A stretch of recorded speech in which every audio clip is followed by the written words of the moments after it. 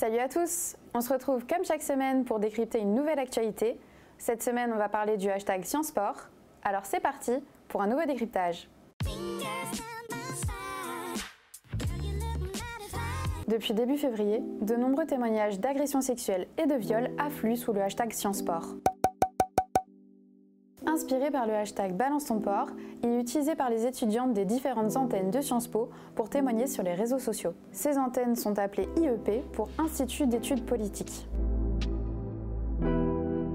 C'est à Sciences Po Bordeaux que la mobilisation commence. L'IEP réussit à recenser plus de 150 témoignages d'agressions subies dans l'école, récoltés fin janvier sur une page Facebook. La direction a fini par réagir et proposer des groupes de travail pour prévenir ces actes. Des mesures insuffisantes pour les élèves qui ont partagé en masse le hashtag sur les réseaux sociaux.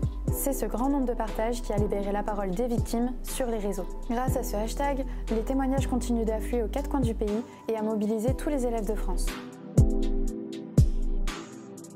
Comme vous l'avez peut-être vu, une enquête préliminaire a été ouverte à l'IEP de Strasbourg. La victime, Juliette, a porté plainte le 6 février dernier pour viol. Les faits, qui remonteraient à 2018, auraient eu lieu lors d'une soirée d'intégration, selon le directeur de l'école, Olivier Broussard. Juliette a fait part de ce crime qui a eu lieu alors qu'elle avait 17 ans, dans une lettre ouverte qu'elle a publiée sur Twitter.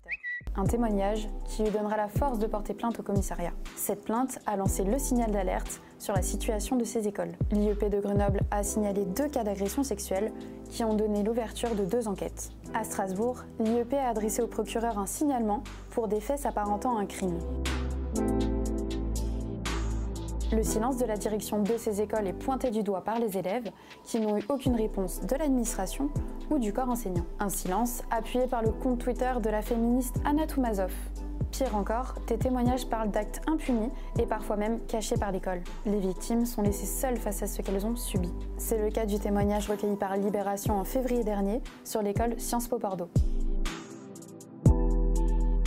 De nombreux politiques ont adressé leur soutien aux victimes, dont Marlène Schiappa, ministre chargée de la citoyenneté.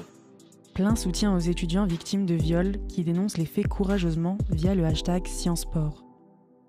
La ministre a tweeté ce message avec un lien vers le site web arrêtonslesviolences.gouv.fr, un site d'accompagnement dans le dépôt de plainte contre les violences sexistes.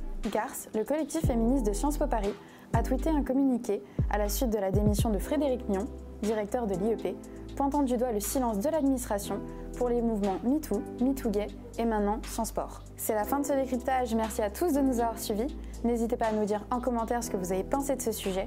On se retrouve jeudi prochain pour un nouveau décryptage. En attendant, prenez soin de vous. Salut!